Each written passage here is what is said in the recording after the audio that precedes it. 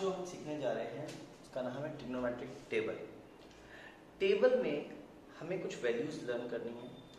आपको चुटकियों में मैं ये वैल्यूज लर्न कराता हूँ जिससे आप आगे की 8.2 एक्सरसाइज के वैल्यू वाले क्वेश्चंस को कर पाएंगे। वैल्यू किसकी होती है और कितनी होती है ये सब हम यहाँ पे देखने वाले हैं।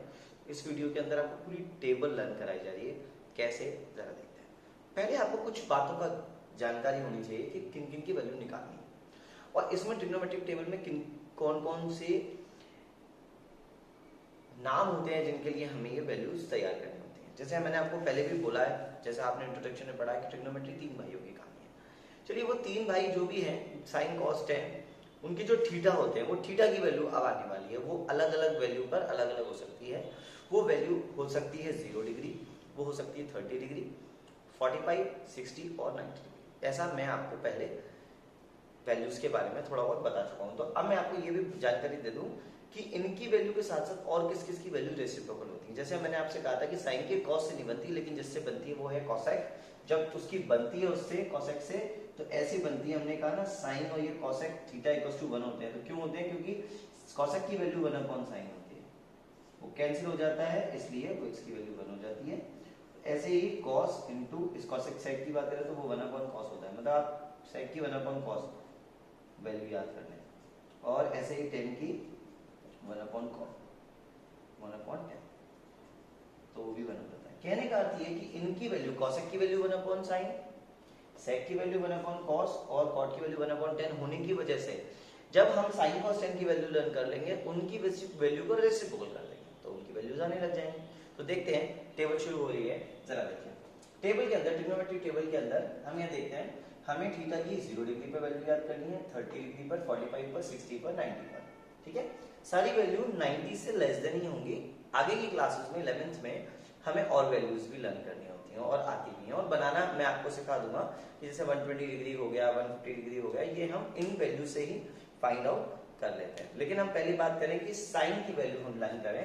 मैं आपको बता दूं, हमें सिर्फ एक लाइन लर्न करनी है और एक लाइन लर्न में हमें 5 वैल्यूज याद करनी है। तो 0 की, 30 की, 45 की, 60 की और 90 डिग्री की साइन में एक लाइन लर्न हो जाती है। उसके बाद तो आप खुद ही खिलाड़ी हो जाएंगे। कैसे, देखना मेरे साथ में, आपको हार वैल्यू लर्न होगी। कैसे आपको लर्न करना है, दिमाग में रखना है, ये लर्न करनी पड़ेगी। इसके ज्योमेट्रिक प्रूफ एक अलग बात है ना, लेकिन हमें वैल्यूज को याद करने के लिए तैयार रहना है। तो ये कुछ वैल्यूज है, हमको लर्न कर लेनी है, तो ध्यान से याद कीजिए।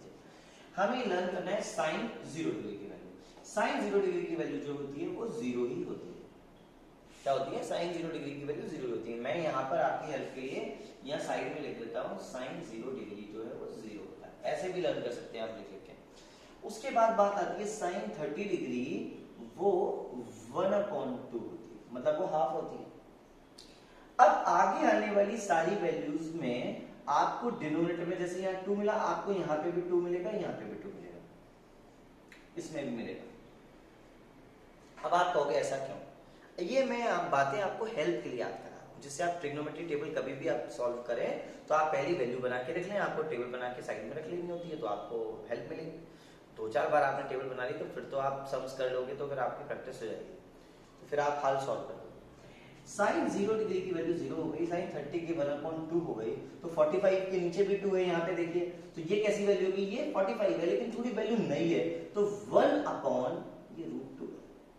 ध्यान देना, 2 आएगा लेकिन रूट के साथ में, तो मतलब 0 डिग्री 0, 1 अपॉन 30 की वैल्यू 1 अपॉन 2, 45 की 1 अपॉन √2।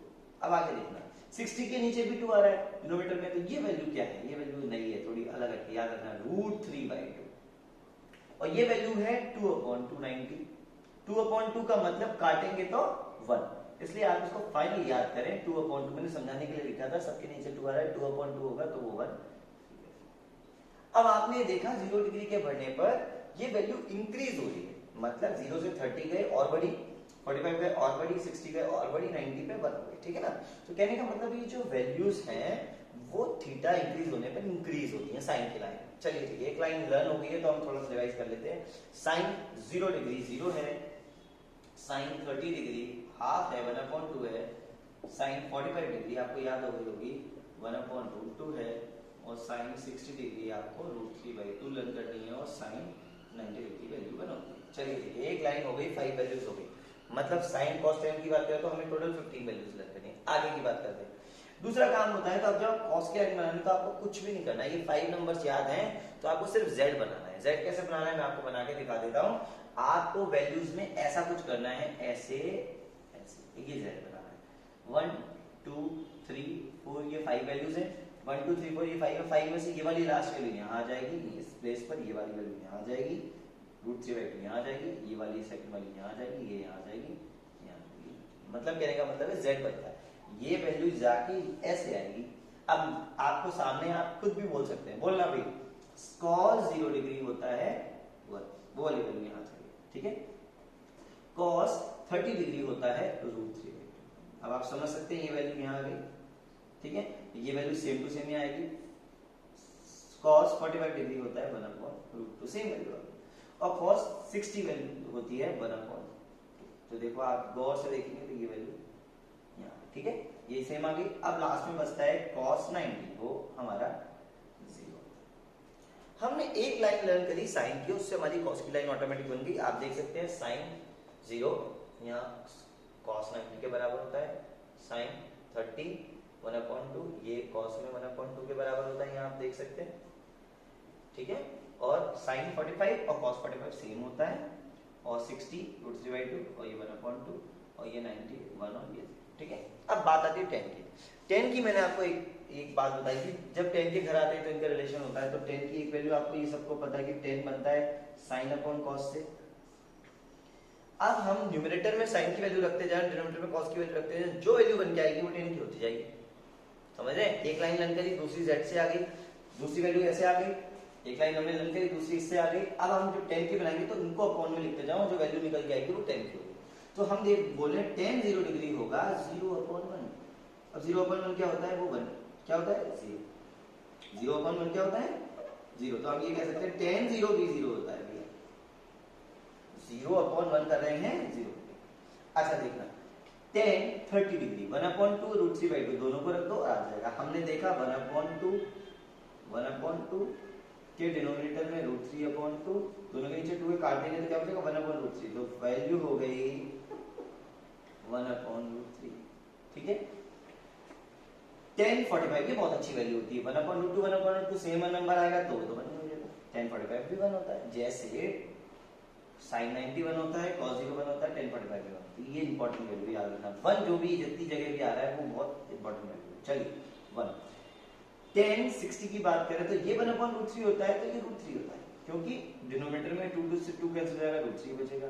और 1/0 tan 90 की बात करें 1/0 करेंगे तो वो 1/0 करने पे आंसर इनफाइनाइट आता है, इसलिए इसको हम इनफाइनाइट या नॉट डिफाइंड भी कहते हैं। अब हमारी 15 वैल्यू हो गई है, और 15 वैल्यू होने के बाद में जो साइन की वैल्यू होती है उसका रेसिप्रोकल हम करते हैं। तो हमारी वैल्यू में यहाँ से इसको हटा देता हूँ, हमारी ये वैल्यूज बनने लग जाएंगी। साइन से कॉसेक बन जाएगी रेसिप्रोकल करके, कॉस से सेक की बन जाएगी, और टेन से कॉट की बन जाएगी। इनको रेसिप्रोकल करने से पहले आपको 15 वैल्यू लर्न होनी चाहिए, ठीक है। तो आप एक काम करें, वीडियो को पॉज करें, इतने टेबल को जो जितना 15 आ गई इनको बना के देखिए, लर्न कर लें। sin 0 0 लर्न करते जाए दिमाग में, sin 0 0, sin 30 1/2, sin 45 1/√2, sin 60 √3/2, sin 90 1। ऐसे एक लाइन लिख लें sin 90 1, ठीक है। फिर उसके बाद cos की लाइन लिख लें बार बार, cos 0 1, cos 30 √3/2, cos 45 1/√2, cos 60 1/2, cos 90 1, cos 90 1। एक लाइन लर्न करके बार बार रिपीट कर लें। फिर जब tan की बनाओ तो इनकी वैल्यू अपॉन में लिख लें। यार ये भी लाइन बहुत इजी है, इसमें कोई डिफिकल्ट नहीं है। tan 0 0, sin 0 0 तो tan 0 0, 30 1/√3, 45 1, 60 √3, और ये आएगी नॉट डिफाइंड। ये थोड़ी अलग वैल्यू नॉट, ठीक है, ये याद रखना पड़ेगी। तो ये 15 वैल्यू के बाद में ये वैल्यू कैसे बनती है इनको भी देखिए। मैं जब ये वैल्यू लर्न कराता हूँ तो 15 एक बार में कराता हूँ, 15 नेक्स्ट टाइम में कराता हूँ, लेकिन अभी मुझे वीडियो कंप्लीट करना है, इसलिए मैं चाहूंगा पूरी वैल्यू एक बार में देख लीजिए। चलिए, तो वीडियो आपने पॉज करके एक बार बना ले 15 तक, तब आप अगली बनाएंगे तो आपको काम आएगी। अब हम रेसिप्रोकल करेंगे। साइन का जैसे मैंने बताया साइन कोसेक 1 होता है, साइन का रेसिप्रोकल हम ये देखेंगे कोसेक बन जाएगा। तो हमने बोला कोसेक 0। अब मैंने देखा कि 0 है, अब 0 अपॉन यदि हम किसी के नीचे 1 होता है, उल्टा करें 1/0, 1/0 पे नॉट डिफाइंड आया था, तो 0 का उल्टा नॉट डिफाइंड होता है, मतलब infinite not defined. cos 0 not defined होता है, 0 वाली वैल्यू पर नॉट डिफाइंड हो जाता है उल्टा। और कॉस ये है कॉसेक, सॉरी कॉसेक 0 का नॉट डिफाइंड हो गया। कॉसेक 30 की बात करें तो 1/2 का उल्टा कर दीजिए, वो 2/1 मतलब 2 हो जाएगी वैल्यू। चलिए cosec 45, cosec 45 1/√2 है तो ये √2 हो जाएगी, क्योंकि 1/√2 का उल्टा √2/1 √2 लिखेंगे।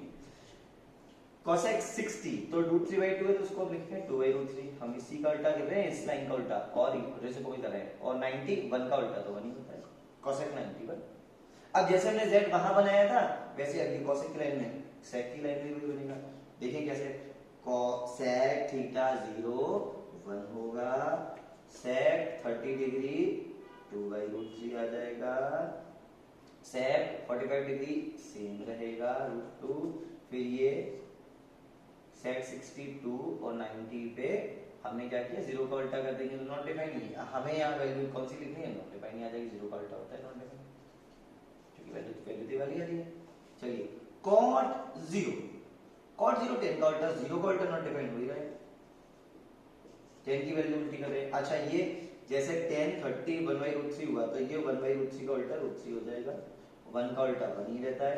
cot 45 और cot 60 वैल्यू होगी हमारी √3 का उल्टा 1/√3 और नॉट डिफाइंड का उल्टा 0।